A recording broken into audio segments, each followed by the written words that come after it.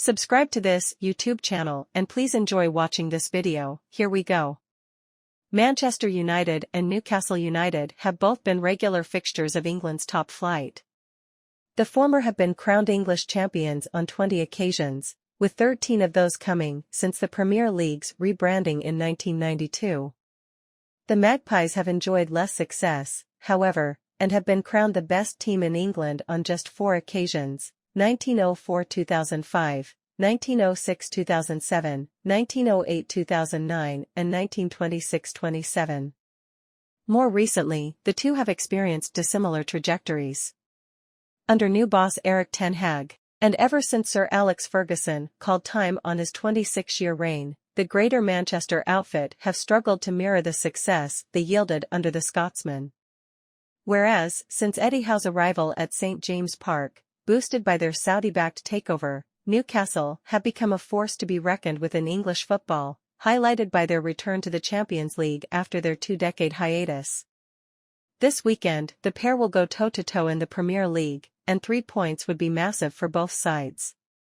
As things stand, Ten Hag's side are one position ahead of Newcastle in the table, but all that could change come the end of Saturday's all-intense affair, particularly if Howe's stubborn outfit can secure a victory in front of a raucous home support. Interestingly, both managers have also seen a large turnover in their squads since they took over at their respective clubs. But which team has done the better business? We've taken a look at every signing made by both managers, and have then picked 10 big-name players, 5 from each club, who play in similar positions. Using Squawka's comparison matrix, we've then checked who's recorded the better stats this season to see who has been the better buy. Without further ado, let's get to it. Ten Hag and Howe signings in their respective stints.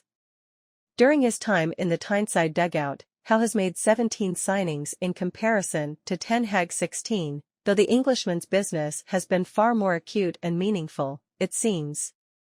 The prime example is England regular Kieran Trippier, whom many thought was done at the highest level. Formerly of Tottenham Hotspur, the right-back was picked up for a mere €14 million and, under Howe's well-rehearsed coaching regime, has become one of the best right-backs in the league. Similarly, the likes of Nick Pope, more on him later, and Dan Burn became staple parts of their Champions League securing side in 2022-23, despite costing pennies in the grand scheme of the transfer market. On the back of the Saudi investment, Howe and his entourage have not been afraid to spend big, too, though the acquisitions of both Alexander Isak and Sandro Tonali for €70 million and €64 million, respectively, have both been clever buys, despite the Italian currently being banned for betting. In Manchester, however, Ten Hag has endured a trickier time getting his incomings to click for extended periods of time. The Dutchman spent a combined fee of €189.4 million over the summer on Rasmus Højlund, Andre Onana, and Mason Mount, though none of the trio have exactly pulled up trees at Old Trafford. Spending €57.37 million on Argentinian centre-back Lisandro Martinez, formerly of Ajax, has paid dividends, however, as he proved to be a key figure during Ten Hag's inaugural campaign at the helm. The less said about deals for Wout Weghorst, Martin Dubravka, and Jack Butland, the better. Ten Hag has often been short of cash and, therefore, opted for players, such as the aforementioned trio, as cheaper, stand-in options. Comparing Andre Onana and Nick Pope's stats.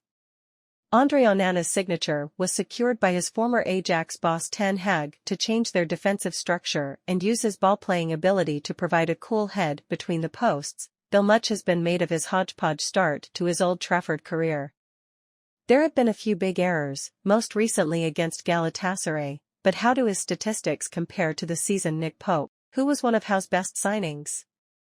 Onana has a better save percentage, 76.12% versus 73.58%, than Pope, while the Cameroonian shot-stopper has also saved more penalties.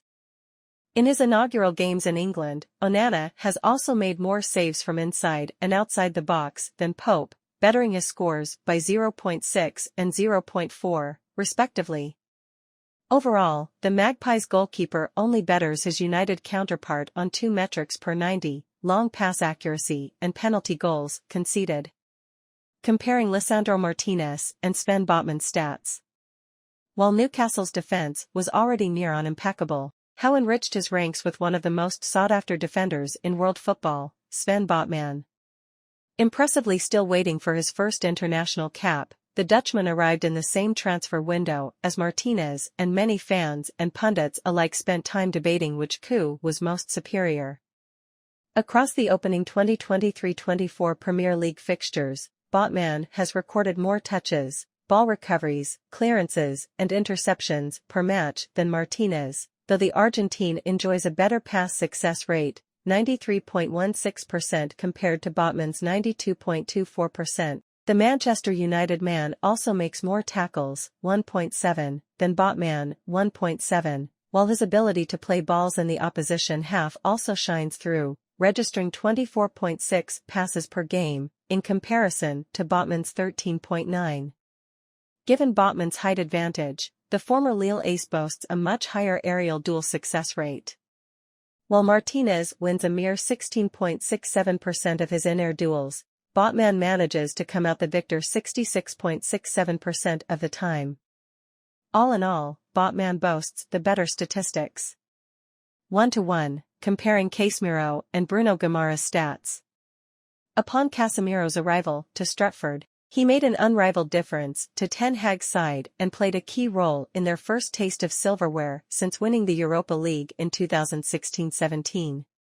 His compatriot, Bruno Guimaraes, has not enjoyed a similar level of success, in terms of trophies, at least.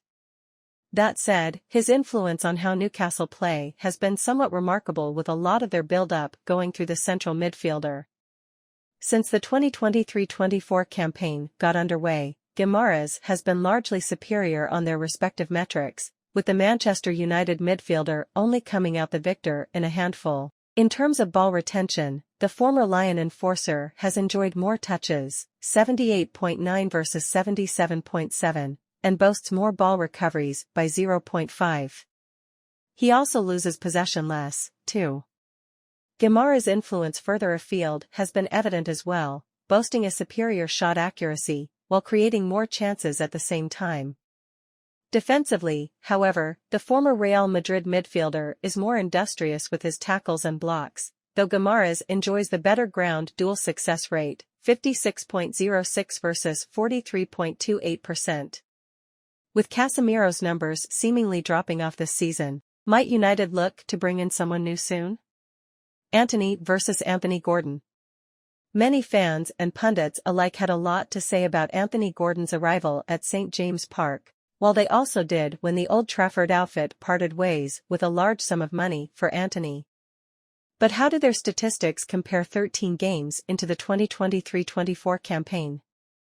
The former Everton winger, now in Tyneside, has been more effective in the final third, bettering Antony's goal and assist return, as well as his shot accuracy, 64.71% versus 40%.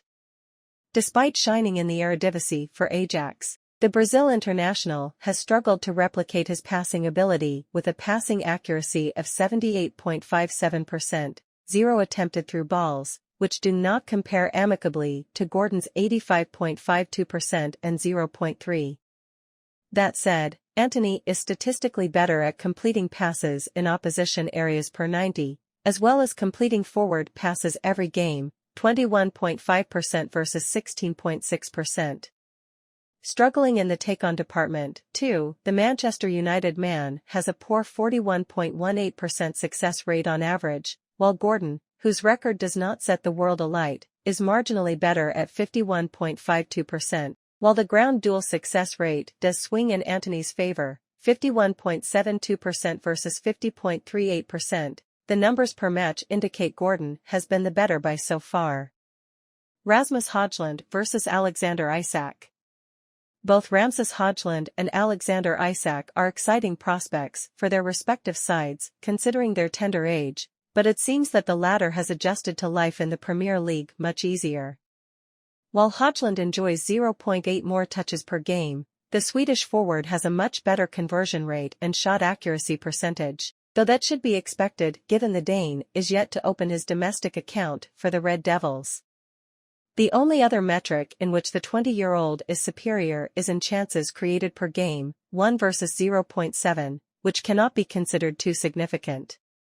Whereas Isak is, statistically, at least, much better when attempting take-ons, having not only completed more per match, but to a higher success rate too. Both aerial duel and ground duel success have swung in the favor of the Newcastle man as well. Isak's aerial duel success rate of 25% betters Hodgland's 20.83%, while his success rate on the ground is also superior, 46.15% versus 38.46%. The transfer winner out of Ten Hag and Howe.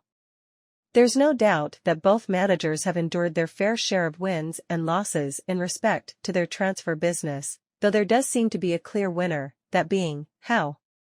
Ten Hag has been given more money to play around with, and what he has got in return, in terms of performances, goals, and talent is not comparable to that of Newcastle's boss. The best part of the Manchester United custodian's business has not worked out, whereas, more often than not, the transfer winner out of Ten Hag and Howe. There's no doubt that both managers have endured their fair share of wins and losses in respect to their transfer business, though there does seem to be a clear winner, that being Howe. Ten Hag has been given more money to play around with, and what he has got in return, in terms of performances, goals, and talent is not comparable to that of Newcastle's boss.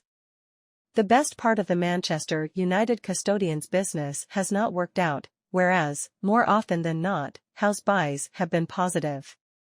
That said, Ten Hag's spend has amassed a Carabao Cup victory, which incidentally came against Howe's side in 2022-23. But if you take this term into consideration, Ten Hag's outfit have suffered, and worries that his money wasn't spent efficiently are starting to grow. However, if his summer 2023 signings come good, namely Mount and Onana, there would be ample reason to award him for the better business. The Newcastle boss has not only spent much less on big names when it comes to enriching his squad, but his process has been much more aligned to their positional needs, whereas Ten Hag has struggled to address in-squad issues, all while his ongoing injury crisis has often forced his hand into making rash transfer decisions. Let us know what you think about the entire thing in the comments section below. Additionally, stay tuned and subscribe to this YouTube channel for the latest news and updates from around the world. We sign out.